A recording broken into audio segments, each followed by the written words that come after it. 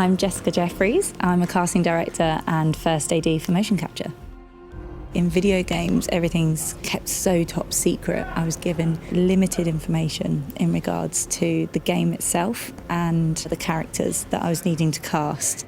What's interesting is I come at it from a very specific character description, whereas the director and producers, etc., they all have a voice in their head from the voice actors that have already done the character performance.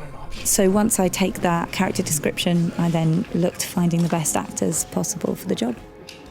And action! With casting, especially for this particular game, we needed actors that are very good at taking direction, good at thinking on their feet, good at accepting things that aren't a norm. For example, suddenly switching time periods and then embodying a completely different character, whether that's human or anything else. We also needed actors that were physically aware. So when we needed the more challenging physical aspects for the characters, we need people that are switched on and could use their imagination because they've got no sets, no environments here. I'm not wanting around to see yourself get killed. This is suicide. With motion capture, what's really interesting is that you don't always get a lot of information to begin with. So a lot of it you learn on set in the moment. We have 3 characters each, and each of those are from different time periods. So it's just really important to be focused and really alive and in the moment, and you kind of take what you can with what the producers and the directors tell you about the characters, and then you've just got to jump in and give it all you've got.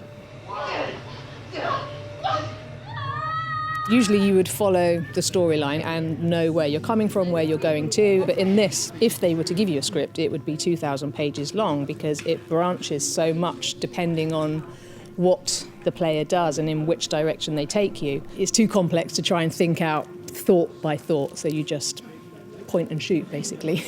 And action! We read the script, so we have a general idea of what we've got, and then they play the previs, which is on the big screen at the back. You get a sense of the environment, and then they mark out things on the stage as well.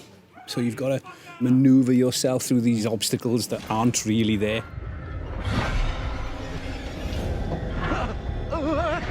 Each day is completely different. You walk in, it's sort of, and now today you're running from monster in the woods, and go.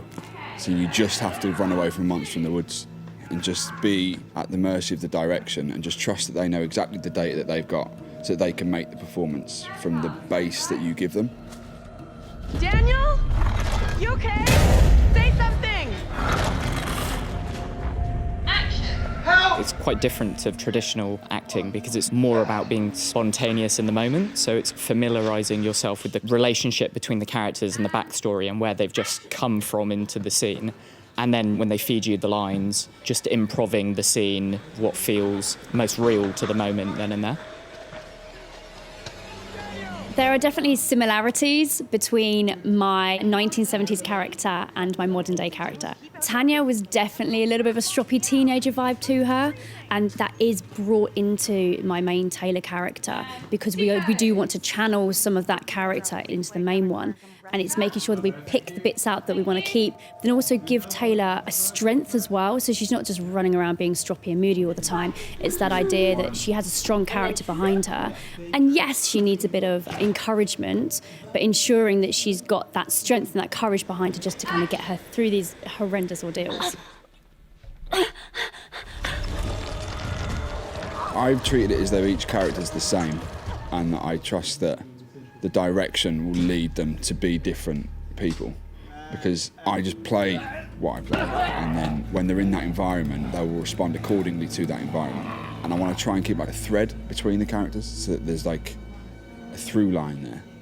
So if I focus on that, then it'll be apparent when they're in all the different timelines which one they're in and what they're doing and stuff like that.